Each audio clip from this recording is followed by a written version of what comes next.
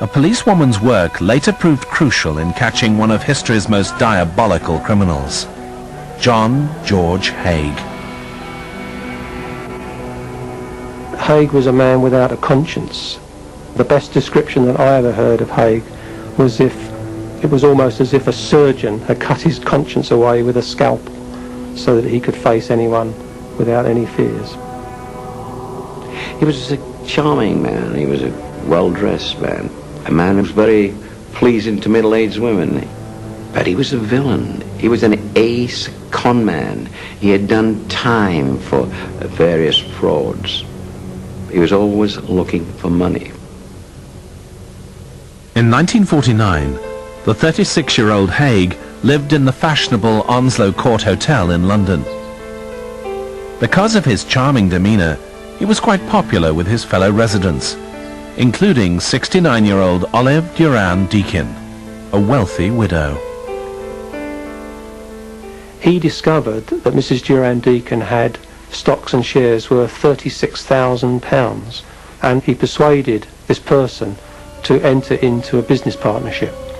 That Mrs. Durand Deakin was invited to come down to the workshop in Crawley to inspect some plans for the manufacture of plastic fingernails.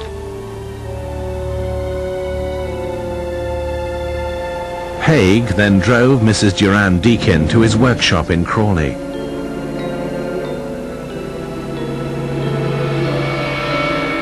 As soon as they entered the unassuming garage, Haigh shot her in the head. He then removed her fur coat and jewellery and stuffed her body into a container filled with sulfuric acid. He'd practiced before this on animals, and he found that if you put small rats, mice, into sulfuric acid, very quickly it will dissolve to nothing. Flesh and even bone will disintegrate and become liquid. With his murderous secret marinating in a vat of acid, Haigh returned to London. The first suspicion of foul play arose 2 days later. A friend of Mrs. Durand Deakin, named Miss Constance Lane, was immediately worried when she didn't report for breakfast next day, and she decided that she would go to Chelsea Police. But remarkably, Haigh discovered that she was going to Chelsea Police Station, and he offered to take her there in his car to report her as a missing person. Sergeant Alexandra Lambourne took their missing person report. No one will ever know whether it was feminine intuition or whether it was police intuition. But Woman Sergeant Lambourne did not like this man. Far too smooth. Didn't like him at all. She goes back and she speaks to her detective inspector, Shelley Symes. He came to the hotel to talk to Haigh. Wasn't there. So they had Haigh come to them. But before that, he had local police look at the factory. When Symes discovered Haigh's criminal record of fraud and forgery, he asked Horsham CID detective Pat Heslin to look into the case. Pat Heslin was a very good local detective, a very diligent man, very conscientious, reliable copper. Heslin paid a visit to Haigh's workshop. The doors were padlocked, but he broke them down and made an amazing discovery. Inside the workshop, Heslin discovered Haigh's workshop of horrors. He found the gas mask, the rubber gloves, the rubber apron, rubber boots. He found the glass containers with acids. Of course, he had no idea of the importance of those things. Among the other items discovered were documents, diaries, passports, driver's licenses, and a .38 caliber pistol. So of course this was brought to London, and Detective Inspector Symes had it in time for when Haigh made the appointment to come in. They start questioning him. He was evasive. Then Haigh came out with an astonishing statement. Can you tell me what's the chances of someone being released from Broadmoor Now, Broadmoor is an institution for the criminally insane. Haigh tried to avoid being hanged by claiming he was insane. He spun a nightmarish yarn for the detectives.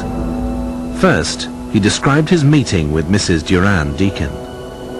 He said, you never find her. She's vanished without trace. He goes on to say how he had put her in a drum of acid. And then Haigh is in a boasting mood now. He said, you won't find anything of her, she's just sludge, and that's all you'll find in the yard. And how can you charge me with murder if there is no body? Haigh bragged about 5 other murders, saying he dissolved each of his victims in acid after drinking their blood. After enduring Haigh's macabre confession, police descended upon the workshop of horrors in Crawley, West Sussex. They made a gruesome discovery that led to the prosecution of the acid bath murderer.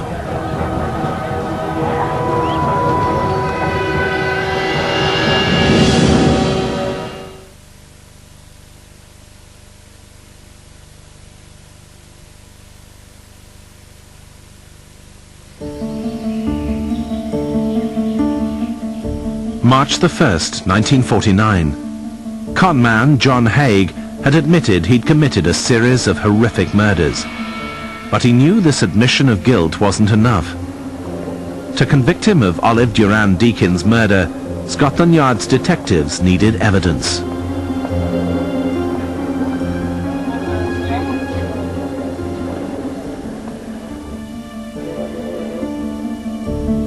It's a clever crime, in as much as that if you can dispose of a body completely, it is very difficult, unless there's a body. You know, I think a lot of people did, and certainly some people I think do think the police have to have a body to get a conviction for murder. And generally speaking, that is true. Scotland Yard called in forensic pathologist Professor Keith Simpson. Now normally when pathologists are called in, they're given a body to examine. In this case there was no body. So they took Simpson down to the Leopold Road yard in Crawley, and they simply pointed to the spot in the yard where Haigh claimed to have dumped the residue from his oil drums and said that is where the bodies would have been. Well, Professor Keith Simpson put on a pair of rubber gloves and he knelt down in the corner of the yard and he began foraging in the soil, and within a minute he picked up what looked like a stone and he held this up to the detectives and he said, this is a gallstone and it belongs to a human being. And as a result of that, the senior detective in charge of the case ordered the whole yard to be dug up, and they placed all the soil from the yard into dozens of wooden boxes.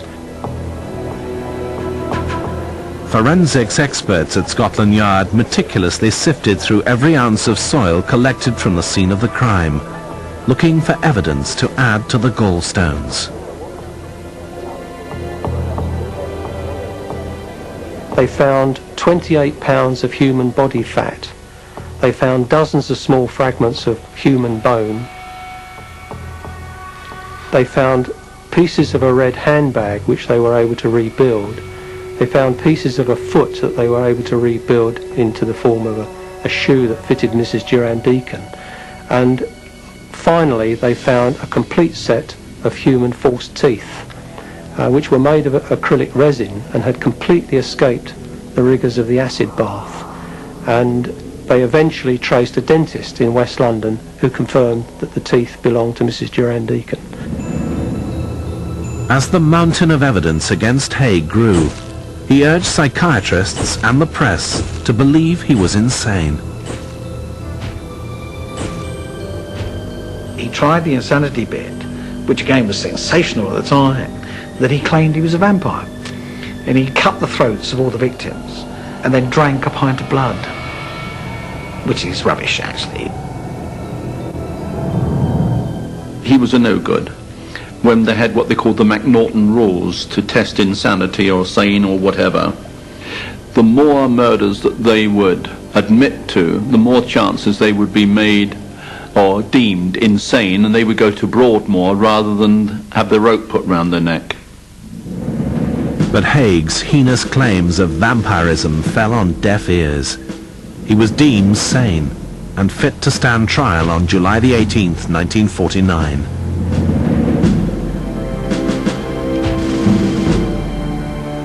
It took the jury less than 2 days to convict him for the murder of Olive Durand Deacon.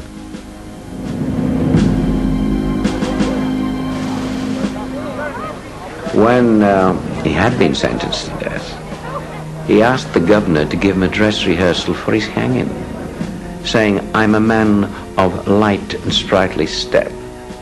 I don't want to go and there's a hitch in it. I want to go right." His request was refused. But a man who came to become a friend of mine later on in years wasted no time with him. His name was Albert Pierpoint, the hangsman. Albert did a good job with him. 7 seconds, gone. For nearly 170 years, Scotland Yard's police men and women have had to stay one step ahead of the devious lawbreakers. From their humble beginnings as Bow Street runners, they've become one of the world's leading forces in the battle against crime.